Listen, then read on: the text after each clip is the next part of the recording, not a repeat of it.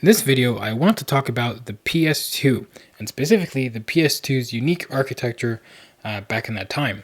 As you all know, the PS2 had a great library of games, but the definition of those games were also excellent. Obviously, it's the precursor to the PS3, so it's not to the level of the PS3's definition of games in the later life cycle, but PS2 was definitely up there as a highly regarded console. Now, I wanted to dive into the architecture to explain a little bit behind the scenes, but wanted to give a shout out to Rodrigo Capetti. Hopefully I'm pronouncing their name right, but they drew up some awesome literature on that architecture in depth, but also this awesome diagram to explain the architecture.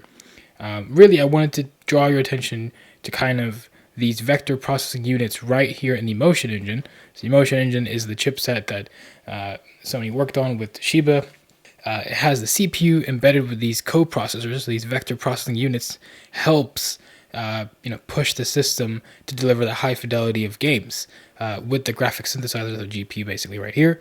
And that's the idea. I think this console back in when it launched in the early 2000s had coprocessors with the CPU and GPU, and that is still something very impressive to me.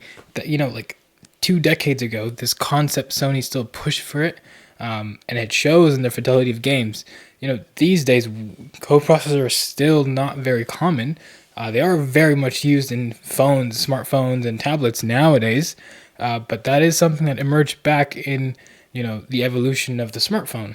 So it's very interesting to see that the existence of these coprocessors still were back in the day, and taking advantage of them helps deliver high fidelity games.